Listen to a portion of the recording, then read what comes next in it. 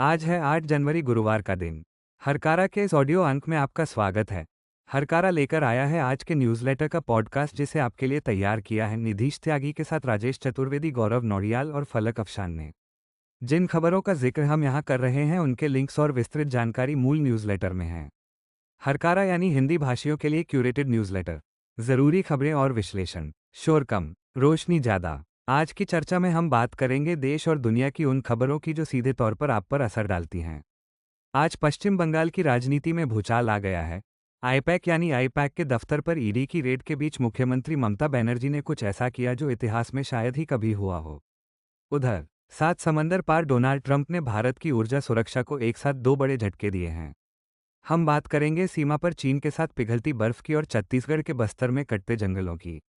साथ ही जानेंगे कि महान पर्यावरणविद माधव गाडगिल अब हमारे बीच क्यों नहीं रहे। और आखिर में पंकज सेक्सरिया के साथ चलेंगे ग्रेट निकोबार, जहां विकास के नाम पर एक अनछुआ टापू बदलने वाला है। शुरू करते हैं खबरों का सिलसिला। पश्चिम बंगाल में विधानसभा चुनाव से ठीक पहले केंद्र और राज्य सरकार के बीच की लड़ाई अब सड़कों से निकलकर जांच एजेंसियों के दफ्तर तक पहुंच गई है।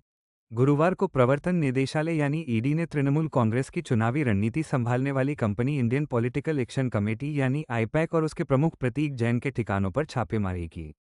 लेकिन ये कोई आम रेड नहीं थी।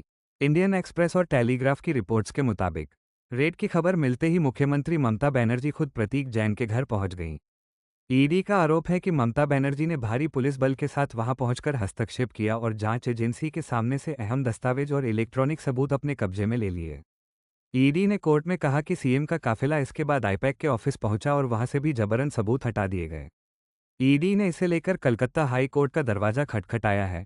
उधर ममता बनर्जी ने भी आक्रामक रुख अपनाया है। मीडिया से बात करते हुए उन्होंने केंद्रीय गृह मंत्री अमित शाह पर तीखा हमला बोला और उन्हें डकैत तक कह दिया। ममता का कहना है कि ईडी उनकी पार्टी का डेटा, उम्मीदवार सूची और चुनावी रणनीति चोरी करने आई थी। उन्होंने सवाल उठाया कि क्या देश के गृह मंत्री का काम अब एक राजनीतिक पार्टी का डेटा चुराना रह गया है। मामला यहीं नहीं रुका। प्रतीक जैन की पत्नी ने उल्टे ईडी अधिकारियों के खिलाफ ही चोरी की एफआईआर दर्ज करा दी है। कुल मिलाकर बंगाल का ये हाई वोल्टेज ड्रामा अभी और बढ़ने वाला है। अब रुख करते हैं अंतर्राष्ट्रीय कूटनीति का, जहां भारत के लिए अच्छी खबर नहीं है। 2026 की शुरुआत भारत की ऊर्जा सुरक्षा के लिए चुनौतियों भरी साबित हो रही है।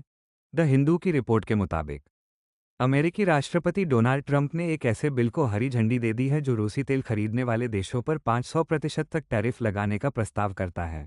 अमेरिकी सेनेटर लिंडसे ग्राहम, जो ट्रंप के करीबी हैं, उन्होंने साफ कहा है कि यह बिल भारत, चीन और ब्राजील जैसे देशों पर दबाव बनाने के लिए है ताकि वे रूस की मदद करना बंद करें।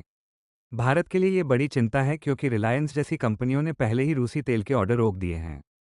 ट्रंप ने भारत को दूसरा झटका ये दिया है कि अमेरिका ने भारत के नेतृत्व वाले इंटरनेशनल सोलर अलायंस यानी आईएसए से बाहर निकलने का फैसला किया है।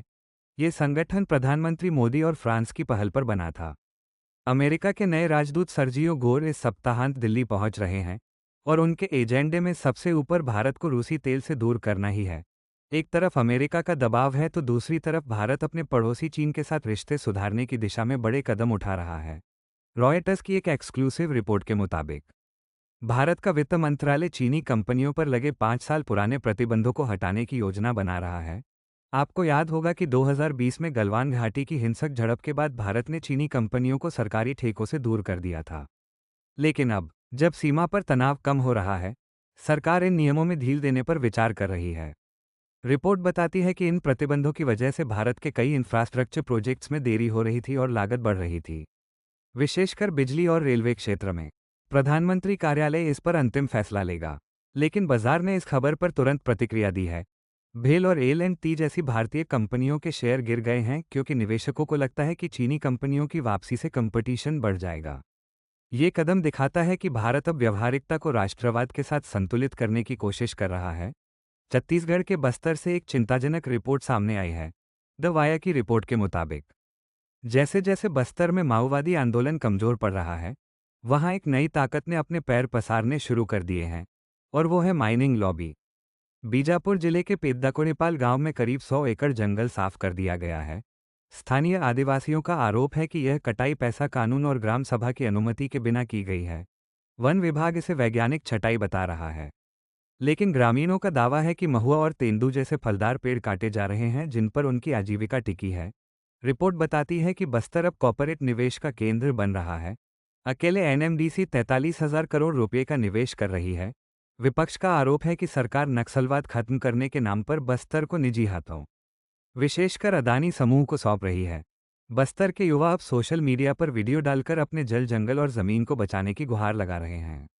यह विकास और विनाश के बीच की एक क्लासिक लड़ाई है। लद्दाख के पर्यावरणविद सोनम वांगचुक का मामला सुप्रीम कोर्ट में है। गुरुवार को उनके वकील कपिल सिब्बल ने अदालत को बताया कि प्रशासन ने जानबूझकर वांगचुक की शांति की अपील को छिपाया ताकि उन्हें हिरासत में रखा जा सके। न्यू इंडियन एक्सप्रेस की खबर के मुताबिक सिब्बल ने कोर्ट में तर्क दिया कि वांगचुक ने हमेशा शांतिपूर्ण क्रांति की बात की है, न कि हिंसा, पत्थर या तीरों की। उन्होंने कहा कि हिरासत के आदेश जिन वीडियो पर आधारित थे उनमें वांगचुक साफ तौर पर हिंसा के खिलाफ बोल रहे थे, लेकिन प्रशासन ने दुर्भावनापूर्ण तरीके से इन तथ्यों को नजरअंदाज किया। वांगचुक की पत्नी गीतांजलि यंगमो ने याचिका दायर कर कहा है कि उनके पति पर एनएसए यानी राष्ट्रीय सुरक्षा कानून लगाना असहमति की आवाज को दबाने की कोशिश है। सुप्रीम कोर्ट ने वीडियो साक्ष्य देखे हैं और अब अगली सुनवाई 12 जनवरी को होगी। यह मामला नागरिक अधिकारों और राज्य की शक्ति के बीच संतुलन का एक महत्वपूर्ण परीक्षण है। पर्यावरण जगत के लिए एक दुखद खबर है। पश्चिमी घाट के प्रैरी माने जाने वाले प्रख्यात पारिस्थितिकीविद माधव गाडगिल का 82 वर्ष की उम्र में पुणे में निधन हो गया। द हिंदू की रिपोर्ट के मुताबिक गाडगिल को उनकी उस ऐतिहासिक रिपोर्ट के लिए हमेशा याद किया जाएगा जिसने पश्चिमी घाट को बचाने के लिए सख्त नियमों की वकालत की थी। उनकी रिपोर्ट ने सिफारिश की थी कि पर्यावरण के लिहाज से संवेदनशील इलाकों में निर्माण और खनन पर रोक लगनी चाहिए। हालांकि उनकी सिफारिशों को पूरी तरह लागू नहीं किया गया, जिसका नतीजा हम आज भूस्खलन और बाढ़ के रूप में देख रहे हैं। संयुक्त राष्ट्र ने उन्हें चैंपियंस ऑफ द अर्थ सम्मान से नवाजा था। पूर्व पर्यावरण मंत्री जयराम रमेश ने उन्हें श्रद्धांजलि देते हुए कहा कि वे आधुनिक विज्ञान और पारंपरिक ज्ञान के बीच एक सेतु थे। उनका जाना भारत के पर्यावरण आंदोलन के लिए एक अपूरणीय क्षति है। अब नजर डालते हैं कुछ अन्य महत्वपूर्ण खबरों पर। झारखंड के गोड्डा जिले से एक दिल दहला देने वाली घटना सामने आई है। मवेशी चोरी के शक में भीड़ ने 45 वर्षीय पप्पू अंसारी की पीट पीटकर हत्या कर दी। पुलिस मामले की जांच कर रही है, लेकिन ये घटना एक बार फिर मॉब लिंचिंग की भयावहता को उजागर करती है। अंतर्राष्ट्रीय जल क्षेत्र में अमेरिकी सेना ने एक रूसी तेल टैंकर को जब्त किया है। आरटी की रिपोर्ट के मुताबिक इस जहाज के चालक दल में 3 भारतीय भी शामिल हैं। अमेरिका का आरोप है कि इस जहाज का संबंध वेनेजुएला से है। खेल जगत में एक शर्मनाक घटना हुई है। राष्ट्रीय शूटिंग कोच अंकुश भारद्वाज पर एक 17 वर्षीय महिला निशानेबाज ने यौन उत्पीड़न का आरोप लगाया है। पुलिस ने मामला दर्ज कर लिया है और एनआरआई ने कोच को निलंबित कर दिया है। और दिल्ली की राजनीति में इतिहास को लेकर एक अजीब वाकया हुआ। दिल्ली की मुख्यमंत्री रेखा गुप्ता ने विधानसभा में कहा कि भगत सिंह ने 1929 में कांग्रेस सरकार के खिलाफ बम फेंका था।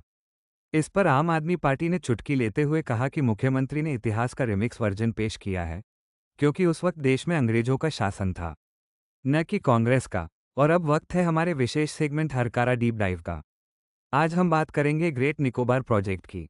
ग्रेट निकोबार अंडमान निकोबार द्वीप समूह का सबसे दक्षिणी छोर है। ये सदियों से आदिवासियों और दुर्लभ जीवों का घर रहा है, लेकिन अब यहाँ भारत की एक महत्वाकांक्षी परियोजना आकार ले रही है। शोधकर्ता पंकज सेक्सरिया बताते हैं कि करीब 70 से 90 हज़ार करोड़ रुपए की इस योजना में एक transshipment port, airport, power plant और एक नया शहर बसाने की तैयारी है। सरकार का तर्क है कि मलक्का स्ट्रेट के पास होने के कारण ये रणनीतिक रूप से महत्वपूर्ण है।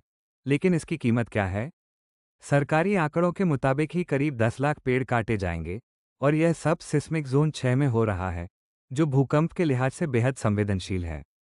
सबसे बड़ा सवाल आदिवासियों की सहमति का है। निकोबारी समुदाय ने अपनी एनओसी वापस ले ली है और शोम्पेन समुदाय से कभी पूछा ही नहीं गया। सेक्सरिया का मानना है कि यह प्रोजेक्ट आर्थिक रूप से भी टिकाऊ नहीं हो सकता, क्योंकि यह सिर्फ गुजरने वाले जहाज़ों पर निर्भर है। ये कहानी बताती है कि जब राष्ट्रीय हित के नाम पर फैसले दिल्ली में होते हैं, तो ज़मीन पर रहने वालों की आवाज़ अक्सर नक्शे से गायब हो जाती है। तो ये था आज का हरकारा डेली न्यूज़ पॉडकास्ट। कल फिर मिलेंगे नई खबरों और नए विश्लेषण के साथ। तब तक के लिए अपना ख्याल रखें और सुनते रहें हरकारा। शोर कम, रोशनी ज़्यादा। नमस्कार।